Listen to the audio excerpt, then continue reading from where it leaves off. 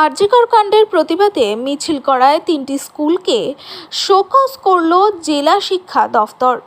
ব্যাটরা রাজলক্ষ্মী বালিকা বিদ্যালয়, Baluhati girls high school ও Baluhati high school কর্তৃপক্ষের কাছে গতকাল নোটিশ পাঠানো হয়েছে।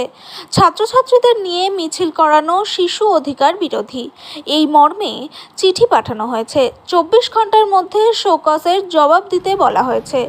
তা না হলে কড়া ব্যবস্থা নেওয়া হবে বলে জানানো হয়েছে জেলা স্কুল পরিদর্শকের পক্ষ থেকে। বলুহাটি হাই স্কুলের টিচার ইনচার্জ অঞ্জন কুমার সাহা বলেন, বর্তমান ও প্রাক্তন কিছু ছাত্র মিছিল করেছিল, কিন্তু স্কুল ছুটির পর সেই মিছিল হয়েছিল, শিক্ষকরা তাতে অংশ নেয়নি। सर, देखा गया कि हावड़ा के 3 स्कूलों को जो है नोटिस दिया गया है। आरजीकर घटना के खिलाफ जो प्रदर्शन किया गया था उसमें छात्र व शिक्षक शामिल हुए थे, क्या बोलेंगे? বর্তমান ছাত্রছাত্রীরা ছুটির পর ওরা প্রোটেস্ট করেছে যাতে ঠিকমতো জাস্টিস পায়, আর কিছু করেনি। ওরা কোনো এজিটেশন বা কোনো রকম করেনি, কেবলমাত্র হচ্ছে র্যালি বার করেছে। এই ক্ষেত্রে যেটা দেখা গেছে যে নোটিশ যেটা জারি করা হয়েছে, কিভাবে দেখছেন এটা?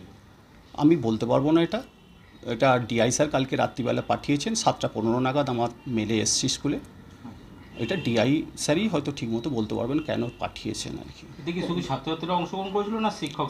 না, কোনো শিক্ষক শিক্ষিকা অংশগ্রহণ করেনি বা শিক্ষাকর্মীও ছিল না এর মধ্যে। স্কুলের প্রাক্তন ছাত্রছাত্রীরা কি এটা ছিল, কিছু হয়তো ছিল, কিছু ছাত্রছাত্রী প্রাক্তন ছিল। এটাকে কি চোখে দেখছেন? একটা প্রোটেস্ট যে ঘটনাটা ঘটেছে সেটা তো নিন্দনীয়, যে কেউ তো প্রোটেস্ট করতে পারে, বহু মানুষ রাস্তায় নেমে। সেটা ছাত্রছাত্রীরা এখনকার বর্তমান অবস্থা দেখে হয়তো করেছে।